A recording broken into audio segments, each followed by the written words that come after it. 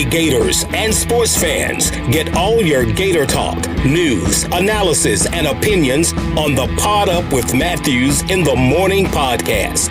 Find us on your favorite podcast platform or watch us on Facebook Live between 8 a.m. and 9 a.m. every weekday.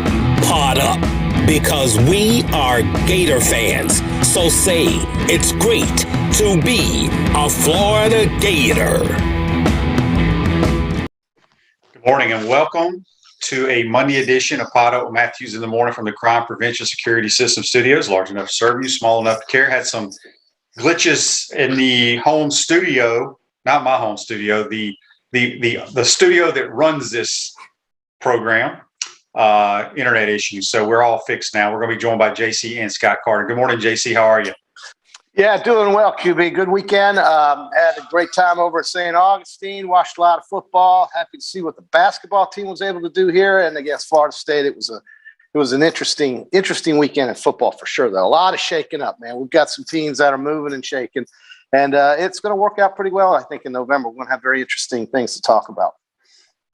Yeah, no doubt about it. It was not a good day in the swamp. The Samford Bulldogs competed extremely hard. I tried to tell. I said it on a bunch of shows. Everybody was all excited about making a coaching change on the defense side of the ball. It's like it's not going to make a difference. I don't think we're I shouldn't even say SEC. We just don't play with great effort, and we're not a very good team. I'm not sure if we can beat Missouri or Florida State. I don't know if that's going to matter. So Cliff says on Facebook Live, brought to you by Meldon Law, the Gator football program is a dumpster fire right now. It ain't good. So I mean, what I worry about is whether or not these players are checking out on the coach and whether or not. JC. I mean, I just worry about all this. Hang on a second. When people say that statement, I think they're morons, and I'm not calling you a moron. I'm telling them. Okay, but JC, if you were let's just use you. Let's say you were a little fullback on the Gators, okay, and you checked out and you weren't trying, or however you want to freaking phrase it. What is your goal as a football player? Your number one goal? I know we've talked about this. It's to try to get to the next level. Okay, but that's your job interview. If you do not give effort and you don't play hard, you have zero chance to play at the next level. Right. Zero. I'm not denying that. But when you see that they don't tackle. When you they ain't tackled in 3 years. When you see that they're not grouped up on the sideline, listening to their coach and their heads are elsewhere, looking at the crowd or whatever it is they're looking at, to me, that is called checking out. And when you can't that's called. Here's what I would call that. If I was in charge and kids were doing that, they would not be dressed out. Okay, fine. Listen, you got 2 games left. And maybe 3.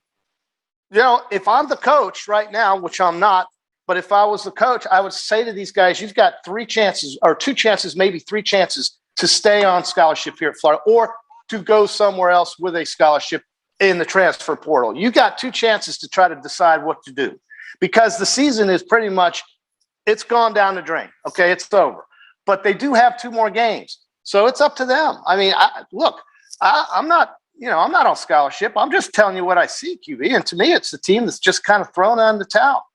Well, I get that. But that right there shows you the mentality, the state of mind, the mental toughness of those players. Like I said, I've said this, and I'll say it from now on. There's 2 players on this team that I'd go to battle with if I was coaching them.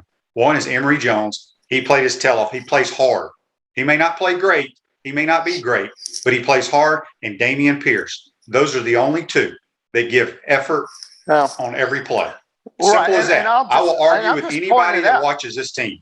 Listen, I'm just pointing it out. You don't have to argue with anybody because everybody sees it. And when the coach goes on the microphone after the game trying to act like this was some great win or whatever, he's really thinking everybody's an idiot because it's falling on deaf ears when you have somebody like this trying to salvage some sort of story about what it is that's going on with the team. We all know what's going on with the team. It's pretty obvious. So, I guess his job is to try to keep the morale, right?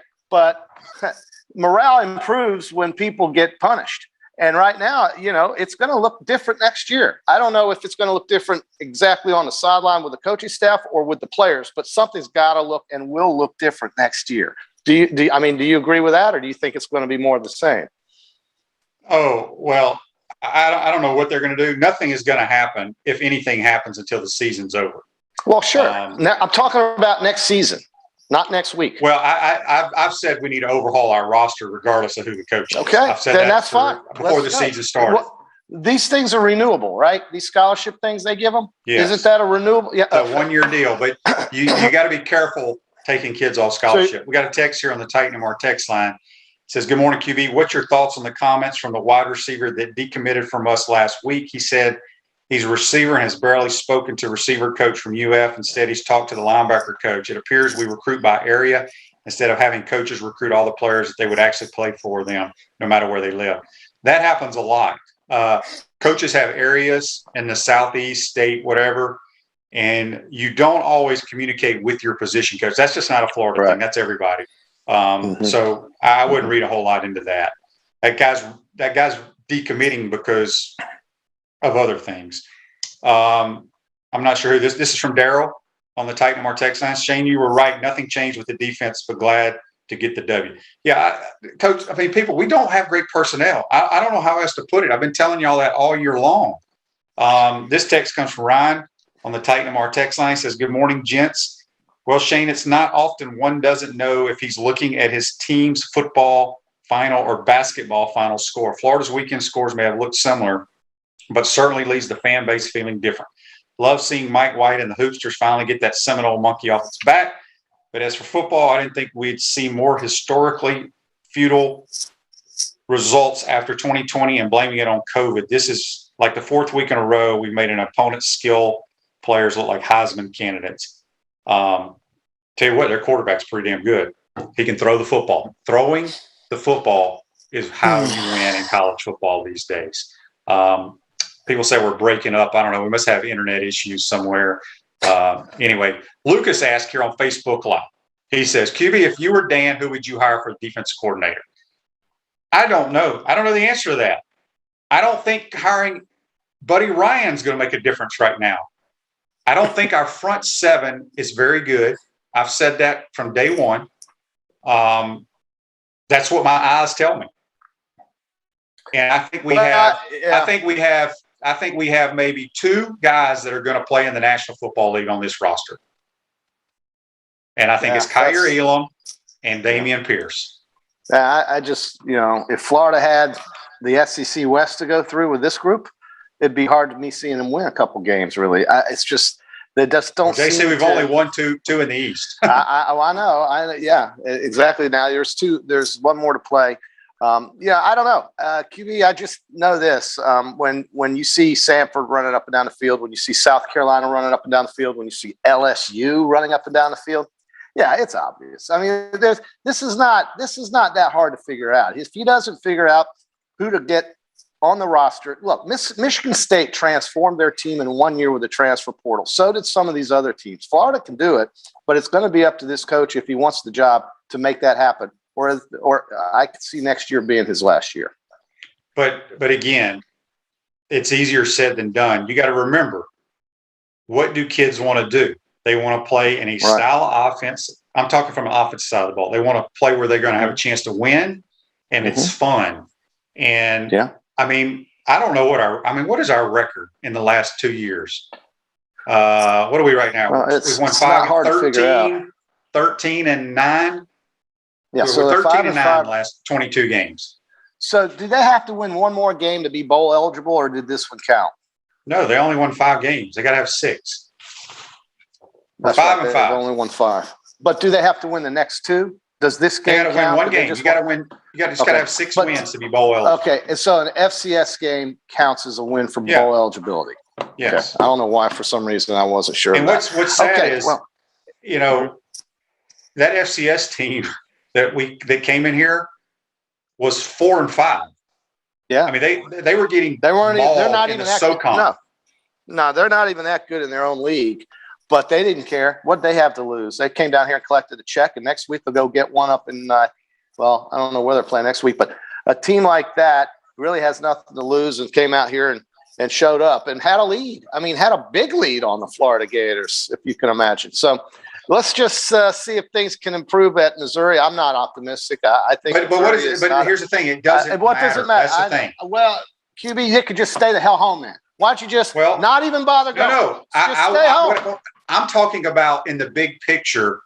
It doesn't matter because what's been done is done. Yeah, you still got to go out and compete, but. Here's the thing. I don't know what's going to happen with Dan Mullen. I do know this. If something does happen, it's not going to happen until the end of the season. Because here's the reason. Right. There's nobody on the roster. There's no coach that can call plays. Nobody. No. Everybody was all excited about Christian Robinson calling the defense. That was a mess. A total mess. Who was all excited? Who are you talking about? Who was all excited? Nobody's excited. Oh, the fan base, JC. The fan base was so excited. I'm talking about firing Todd Grantham. I know. Well, it didn't seem to really mean that much, did it? And you know what? Missouri's going to score a lot on them. And I would think Florida State, of all people, will score a lot on them. But the thing is that you're right. Nothing's going to happen till the end of the year. I don't think Mullen's going anywhere until at best sometime next year if things don't get better. But what he's got to do is decide what kind of football team he wants here in Gainesville and how to get these people here. And that includes coaches and players. So, without good coaches, without coaches that you really believe can get the job done, you're not going to get these players you want because players, they go with the coaches, right? So I don't know. I think Florida's got a lot of interest. They got to look inside and decide what kind of program that it wants to be. They want to be an elite program, but they don't seem to perform that way on the field, even with the effort. So if they're not good players, that's one thing. Get new ones. That's what Michigan State did. That's what a lot of teams can do now. The transfer portal has changed everything in college football in terms of getting your roster right. And that's what a lot of teams who have been really bad are starting to do to get better. And Michigan State's the biggest example of that. I mean, they've been in the news the entire season. They're one of the stories of the season. So they have a chance to win the Big Ten. So it can happen. I mean, Michigan State was a nothing team last year, and now they're playing for a conference championship. That's all the fans want here in Gainesville. It's just a chance to win something. Well, it ain't going to happen this year. Turn your car or truck into a rolling billboard for your business or brand with an eye-catching vehicle wrap from Route Spot. This November, mention promo code Shane, receive 13% off your vehicle wrap. Speaking with JC here, we had a late start, had some internet issues at the Spurrier's Gridiron Grill, but they got them fixed. And we'll have Scott Carter a little bit later. All right, JC, you and I, the Peachland Dental weekend picks, both went 5 and 6. I still have a good lead on you. You do. Yep, you're up by 4. I think you're up by 4 or 5 games. Yeah. So out of the college games, which game surprised you the most?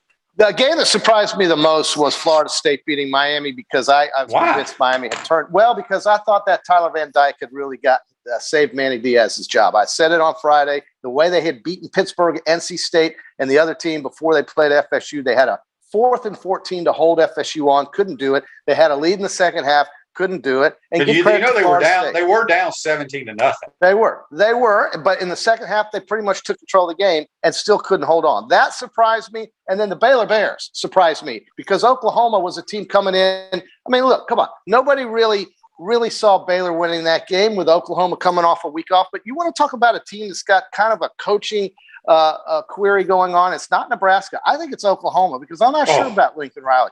I don't know. I'll take him right now. Well, listen, I know you will, but I'm talking about at Oklahoma. They are really not it's like something's weird going on there. They can't seem to get across. Now, they could still win the Big 12. They could. But would you be surprised if they lost to Oklahoma State? I certainly wouldn't after what I saw them do with Baylor. And Caleb Williams, great little story right now, but he's not winning the Heisman, so forget about that. The other game that I thought was interesting that surprised me was what Mississippi was able to do to A&M, especially on the defensive side of the ball, keeping A&M for the most part out of the end zone in the first half and for most of the game. And then Mississippi State just thrashing Auburn. 40 unanswered points for these guys. 40 unanswered points. That was something I didn't see coming, especially when they're down 28-3. The old Mississippi State teams would have packed it in and gotten on the bus. This Mississippi State team came back, and quite honestly, this could be a team that could only have one loss if things had gone the right way for them. But they're very competitive. They are representing the school well, and they could win the Egg Bowl. Who knows? Here's what's interesting is who's going to be the all-SEC quarterback.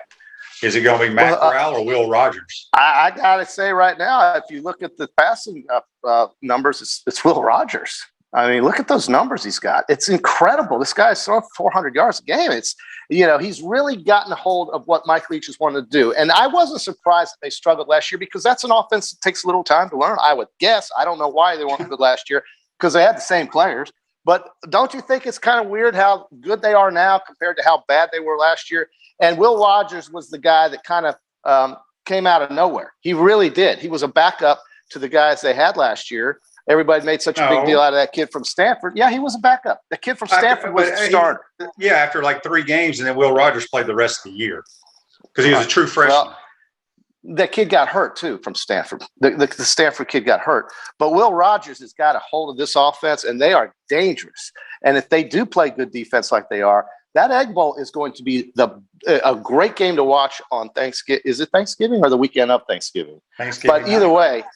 So if it's Thanksgiving night, get ready for a real knockdown drag out in Starkville because Mississippi is still in the running for the SEC West, but they need a lot of help. Right now, Alabama wins that division with a home win next week against Arkansas. So regardless of what happens in Auburn, the following week, Alabama punches their ticket if they beat Arkansas. And we'll see if that happens. But, give the state dogs and the Rebs some credit because they represent that state very well. Where is your Texas hat this morning? Who? Your Texas Longhorn hat. I would compare the State of the Union at Texas very much like the State of the Union in Florida. Wow, but you can't. You got disarray. Yeah, you can. You can't. This is year one for Sarkisian. This is year one for him. Okay. It's I didn't say that. Okay, true. But what the culture, the way they're playing right now is very similar to what we're seeing here. When Kansas comes into your yard and beats you and scores all those points, that's just that's inexcusable. Kansas plays you said they were going to win the Big State. 12 this year. Well, that was 3 months ago, QB. 3 months ago. All right. But listen, I think that Oklahoma game is what changed their year. I think it just went downhill from there because they were winning going into that game and they kind of blew that game if you think about it. But Oklahoma's luck ran out in Baylor, and I see Oklahoma losing to Oklahoma State, but we'll see. I mean, Oklahoma's had the advantage on this team, but Okie State's a one-loss team, so don't count them out either. And as far as Cincinnati goes, listen, just stick them in a New Year's Six bowl and let's just quit talking about them. That's the way I think. You can't have a war with South Florida and be considered serious. They don't have to do the same things that Oklahoma, that Florida, that Georgia, that Alabama, that Michigan State, that Michigan. They don't have to do the same things those schools have to do. And it's not their fault, but that is the reality. I want to deal in the reality. Cincinnati does not belong in the Final Four. Sorry. No, I agree with that 100%. JC, yesterday in the NFL, I picked the Redskins. You took the Bucks. Redskins win the game. That's the National Football League for you, bro. And not only is that the National Football League, but there was another. The Lions and the Steelers. Now, granted, Ben Roethlisberger didn't play, but isn't it just totally Detroit Lions to tie a game and not even get a win? The league yesterday had surprises. I was surprised to see what Dallas did to Atlanta. That was pretty big. The Patriots are a team you better take seriously going forward. Right now, they're figuring things out. The Bills have a 1-game lead over them. It's not a foregone conclusion that Buffalo's going to win that division. I know you hate it. How about what the Eagles did to the Broncos on the road? And then Kansas City, keep your eye on that team because if they kind of figure it out on offense and on defense, of course. But what they did to the Raiders last night was very impressive. We got a Facebook Live here. Brought to you by Meldon Law, the only official law firm partner of the Florida Gators. Alan says, all I hear is negative comments. We know the team has issues, and there are plenty. But what positives can we, the Gator Nation, take away from the game, I guess the win on Saturday? Listen, Alan, I appreciate that glass half full, but I want to keep it real here. I don't want people to think that all is well and good when it is not. And it is not all well and good unless you are accepting of 5 losses to a bunch of schools you have no business losing to if you think you're an elite program. Now, if you think you're a 6-6, 7-5 type of school, then great. You got 70 points on Saturday. Go Gators. And that's fine. But that's not what Florida wants to be. And that's, not the kind of program that I think most people expect with the resources and the weather and the talent that is in the state of Florida. There's no reason to go 5-5. Sorry. So if you want to be optimistic, go out there and go see a comedy show and laugh. But the point is that there's nothing funny about Florida football right now. It's a disaster. And 5 losses is a disaster. This is not Vanderbilt. This is not Missouri. This is not South Carolina, but it's turning into that. And that's what pisses people off because there's no reason for it when you are the Florida Gators. So Lucas says on Facebook Live, Emory played well. Emory did play well. He broke a bunch of records. Like I told you, he plays hard no matter what, whether he throws interceptions, whatever people want to say, he plays hard, and you got to respect that. We got a text on the Titan MR text line here from Joe. Joe says, hey, guys, love the show. If we make a coaching change, who would y'all like to see as the next head coach? Wow, that's such a tough question because LSU is going to be open. Southern Cal is going to be open. Texas Tech, I think they already named the coach. But those are the 2 programs right now that have been open and are going to, listen, they all talk about James Franklin. I think you ought to leave him in Penn State. I wouldn't want him. I don't really know. I don't know what the answer is right now. Let's let the season play out and find out. But the thing is that December's early signing period is coming soon. So I don't think there's any point in saying that Dan's on his way out unless he's on his way out in 2 weeks. And you better get on the recruiting trail. Because without a head coach, those early signings are going to other schools that you play against. And I don't know what the answer is, but I don't know who the guy's going to be because you've got 2 other big programs that have openings. Yeah, Jerry says if Mullen gets fired, who would be the first coach you would pursue if I was the AD?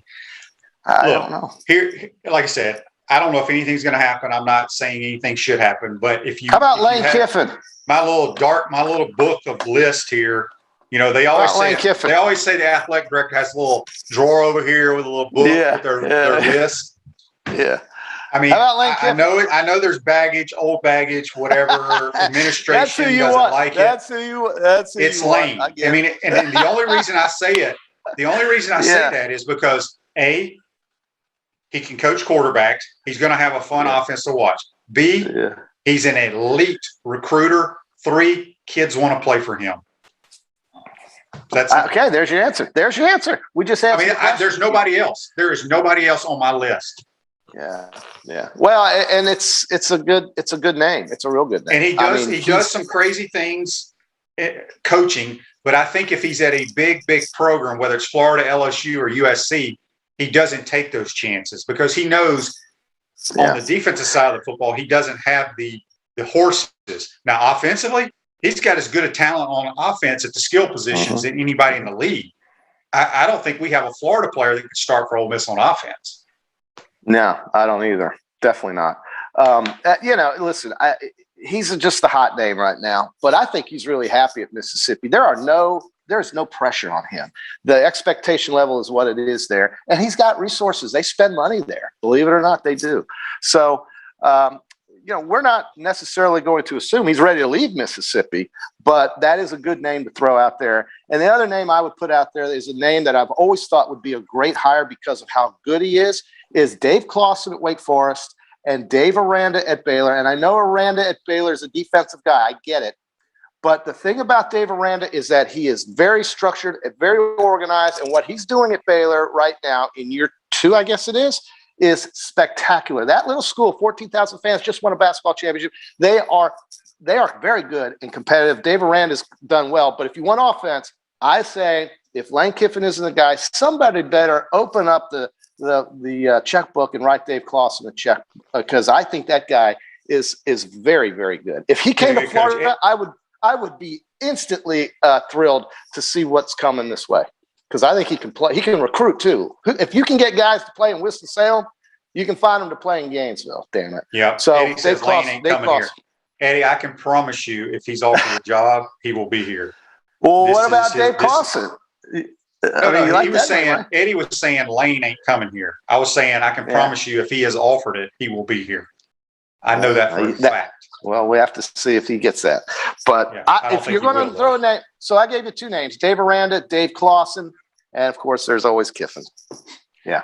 I love what Heupel's done at Tennessee. I love you got to find an offensive guy. Even though Aranda's a defensive guy, I love what he's doing at Baylor. Yep, offense and a guy that kids want to play for. That's the key. That's what Lane's got great relationships with all his players, and he's a little out there, but I don't know. Like I said, I don't know what's going to happen, but if something makes it fun. To happen, that's the only choice, in my opinion. Well, he makes it fun and he keeps it real in the post game. I mean, this song and dance we've been getting here for the last year and a half isn't fooling anybody. And what I like about Lane Kiffin is he'll tell it to you pretty much the way it is.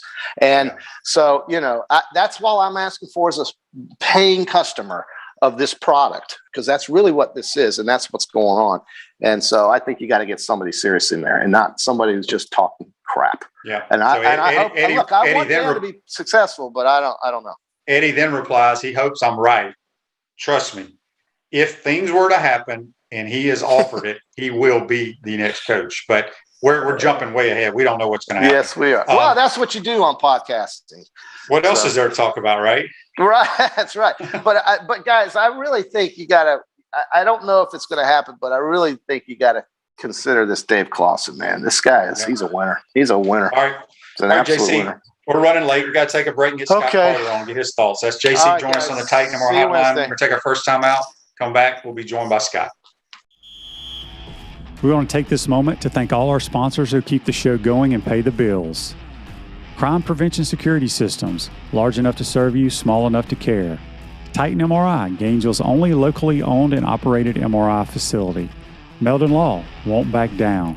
Peachland Dental, Gator Nation's first choice for dentistry in Port Charlotte. Comfort Temp, comfort is our business, peace of mind is our promise. QC Kinetics, live pain-free with QC Kinetics. Great Clips, it's gonna be great.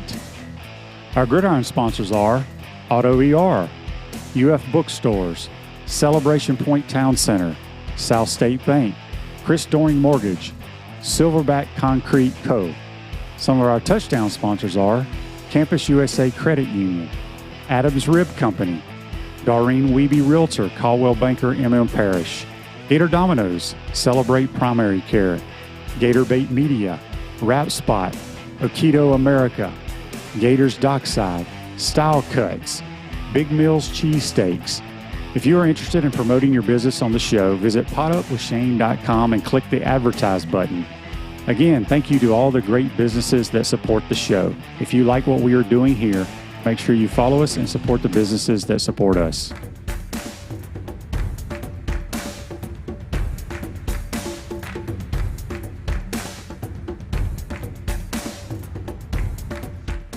Welcome back to the Crime Prevention Security System Studios, large enough to serve you, small enough to care. We're now going to go to the Titan MR hotline, and we're going to be joined by FloridaGators.com senior writer Scott Carter. Good morning, Scott. How are you, buddy? Hey, Shane, doing well. Busy weekend for the Gators, man. Football Saturday. Yeah, it was a big weekend. I wanted to read a Facebook Live here, and then we're going to get to you, get your thoughts on this too. Chris asked, Shane, what do you think about Mel Tucker as the head coach, and if he was packaged with Jeff Lebby, the OC at Ole Miss? But we got people already talking about coaching changes and stuff. I wouldn't have a problem with that. Lebby, I don't know if he and Lane, how close they're going to stay with one another if they go somewhere else, but that wouldn't be bad at all. Tucker knows the SEC is an elite recruiter. I agree. We need an elite recruiter if something were to happen. All right, Scott, back to the game. Oh, it was hard to watch, wasn't it? Yeah, it was different. I mean, I was sitting there, obviously the 42 points in the first half have you like, whoa, what's going on here? But I really thought in the second half when they recovered that onside kick, I'm thinking, man, this is anything that's going to go against the Gator State is going to happen. I really thought they were going to lose at that point. But then they got it together at the end. I mean, they had big plays offensively throughout the game. That was an issue. It was just trying to figure out how to do anything to stop Samford. I mean, Samford looked like, the old 49ers or, offense with Joe Montana and Sherry Rice.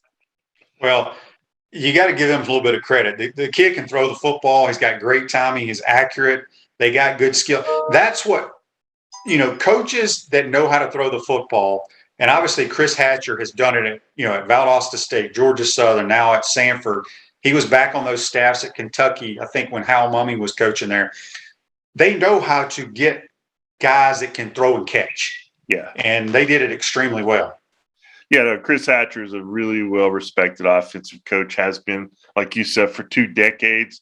You could look at Washington and their quarterback, Welch. I mean, both of those guys are really talented. But the story was the Gators defense, after a tumultuous week with the coaching change. And, you wondered, okay, how are they going to come out and play? And, I mean, they did not play well when you give up 42 points in the first half. And that was a stunned swamp. I mean, I haven't seen it like that, Shane, in a long time. In just terms of being stunned, like, what's going on here, And the good part is, like, they won. I mean, they won the game, and that was the most important thing, because this is a program that, let's face it, man, it was beaten down, and it was going to be a lot more beaten down if they'd lost to Samford. So finding a way to get the win. Obviously, Emory Jones had a terrific day.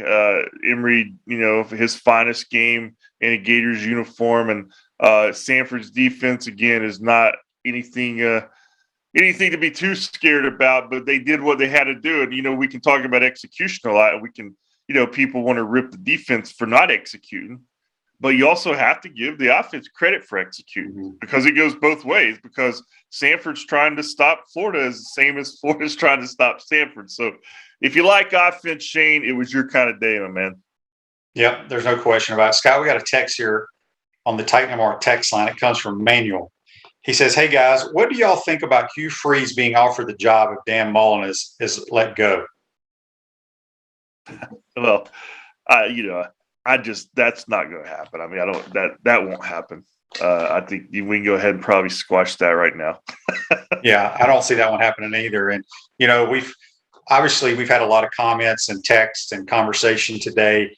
If Dan is let go at the end of the season, who would we want as our next head coach? And it's hard to talk about that, because he still is our head coach, and you don't know what's going to happen. And I've basically, Scott, said there's only one guy that is the perfect fit, in my opinion, for the Florida Gators, and it'd be Lane. Now, people tell me there's no way the administration would hire him, whatever, but he's got a great offense. He's great with quarterbacks.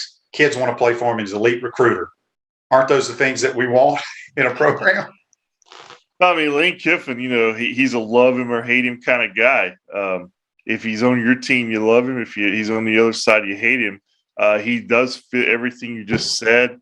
I don't know in terms of some of the necessarily not off the field issues, just kind of the sideshow that comes with that. I don't know if that's something that Ford would want. But before we get too far down that road, I mean, Dan Mullen is still the head coach of Florida.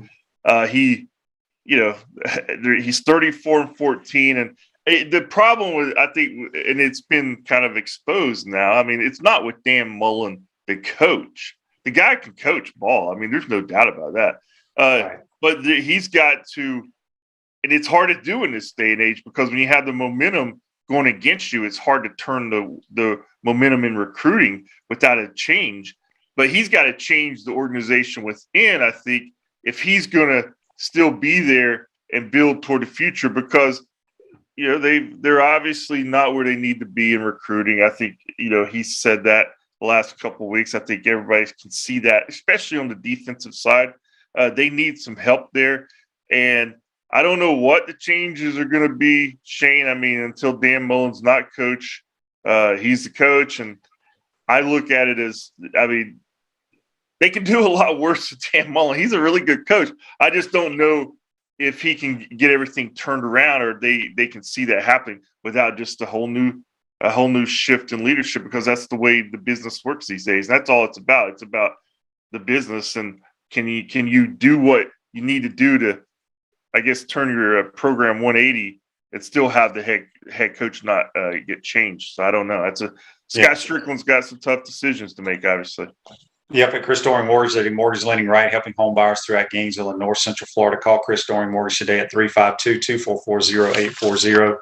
Speaking with Scott Carter here for just a few more minutes, because we got a late start today. Let's go back. Let's talk about something positive, because it doesn't seem like we talk about anything that's positive. Emory Jones had a record-breaking day for the Gators. I don't care who it was against. It was a big day for Emory. Yeah, it was. I mean, 28 to 34, 464 passing, another 86 rushing. Broke Tim Tebow's record for total offense in the game, 550 yards.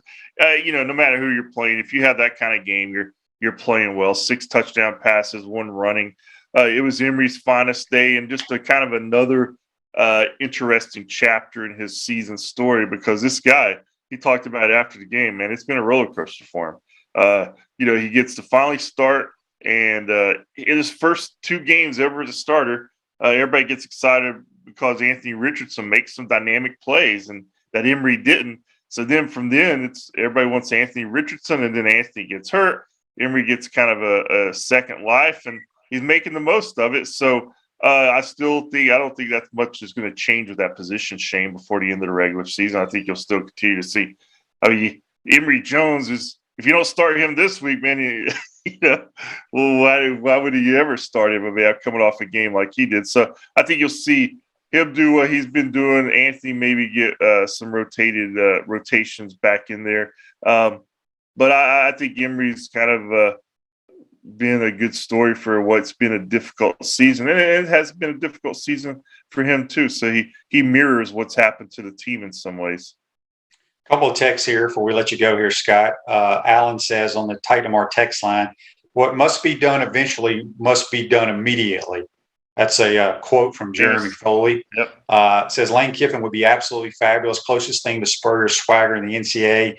Good recruiter. He likes AR-15 with Saban's influence.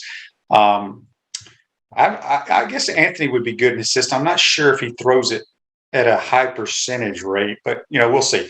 And then we got another one from Fred. He said, one positive from yesterday, the basketball played with team, effort, and energy. Yeah, I mentioned that earlier in the program. As a coach, that's one thing you can lay your head on the pillow at night, say, my teammate, we may have lost the game, but my team played hard. And that's all you can ask for. Yeah, that's something that kind of caught me off guard. There's been a lot of, on the football side, there's been a lot of people saying the Gators quit the other day. I mean, I didn't see it. You don't come back and win if you quit. If they quit, they would have lost that game and there would have been no issue. So, that's one of those old fallbacks in sports. I mean, if your team's not going the way you want it to, it quit on the coach. I don't see that happening so much with this team. I just see there's a talent deficit. They're not as good as a lot of people think there are. So when you're exactly not as good as a lot of fans think they are, they fall back on that quit. But I've been around, you've been around. I mean, I just don't sense this as a really bad, disgruntled locker room that everybody wants Mullen to get out. I don't see that the case. I think it's just they need some players. Yep. Because here's the thing. If some kid quits on his coach, which God and Lord, I hope never happens at any level at any school, because that you have no pride as a athlete if you do that. Okay, say they bring in another coach. Well, he's going to see how you play. He's probably going to tell you to go to the transfer portal. Yeah. Yeah. I mean, there's no advantage if you're an athlete to supposedly quit on your team.